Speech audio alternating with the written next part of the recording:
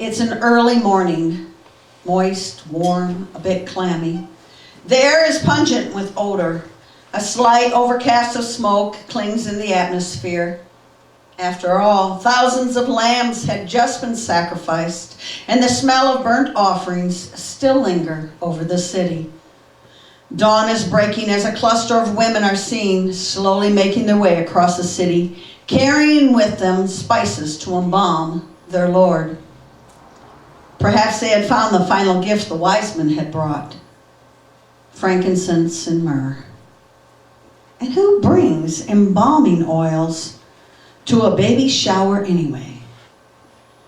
Gold I can understand, a silver rattle, a hand-crocheted baby blanket by Amy, but embalming oils?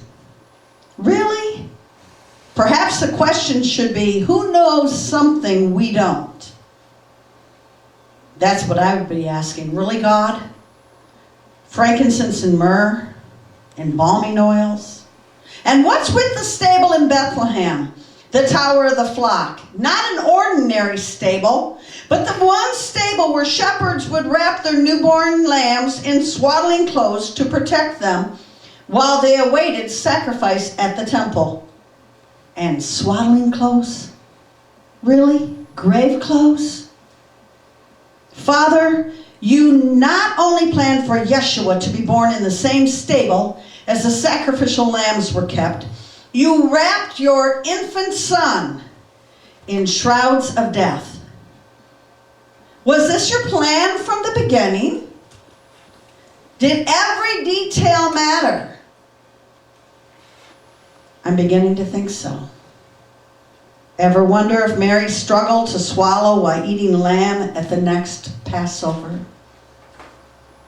Every time a rooster crowed, did Peter flinch? Did any of the disciples cower when a stranger kissed their cheek? Did Jesus' family ever considering banishing nails from the carpentry shop?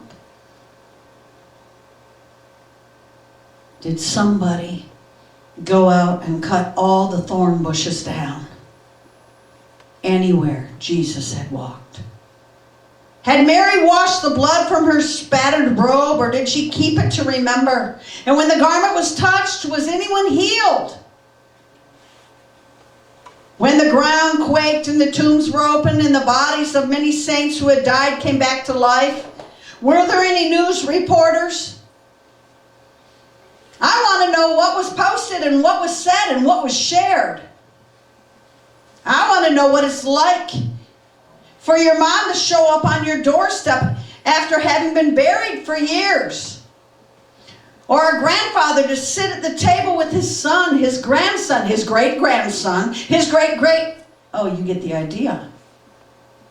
Imagine the questions asked. How did this happen? Tell me again, what was it like to roll from the tomb? And when Yeshua rose, you rose also. And what was the magnitude of the earthquake that occurred in Jerusalem? Did Peter ever find the soldier whose ear he had lopped off and apologize? Who were the other 70 disciples that Jesus mentioned? Did these 70 men and women stand at the cross and watch his crucifixion, or did they run also? Was Jesus' blood that had dripped on top of the stony ground or sprayed from his wounded side, was it ever sopped up by those searching for the miraculous? Did anyone mourn for Judas? What hymn did they sing at Passover before they went out on the Mount of Olives, where the Garden of Gethsemane is? What did they sing? What was it like under the stars? What did Jesus do between sundown when he rose from the dead till daybreak on that Sunday morning, the first day of the week? And did Pilate ever wince when he sentenced another man to be crucified? Did the soldiers suffer discipline for not having guarded the tomb well enough? I mean, the angel story. seemed to be a little far-fetched. And I don't suppose that his disciples would ever see another palm branch wave without hearing the cries, "Hosanna! Blessed is he that comes in the name of the Lord." They would never be able to walk through the old city again toward the Damascus gate without envisioning the way of suffering. Did they refuse to allow their feet to be washed by any other? Did they see a thorn bush and cringe as they passed? And who was the first to start taking communion when they came together? What was the name of the sister who stood at the cross with Mary? I wonder, where is Mary when the women go to anoint his body with oils? She isn't with the others.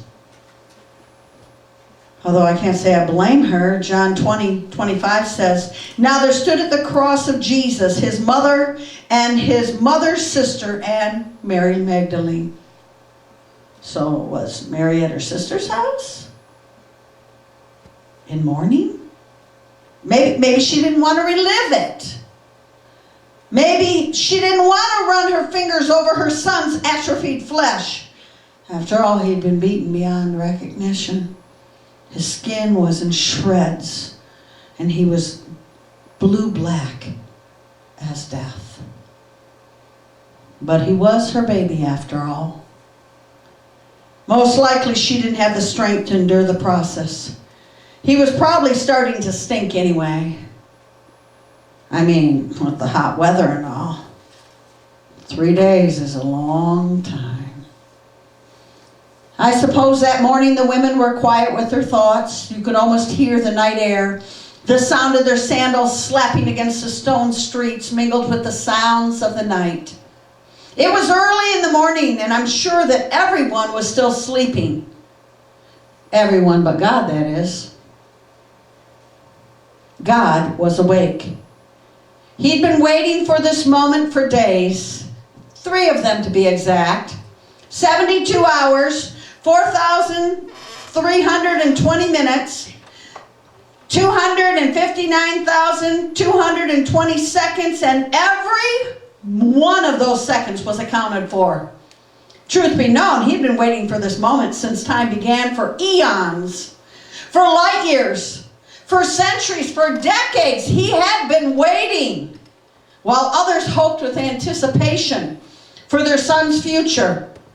He was planning his son's death. He had chosen the day, the exact moment, the last breath between heaven and earth, the last breath between earth and Hades. No one in history chooses the day their child will die. No one except God.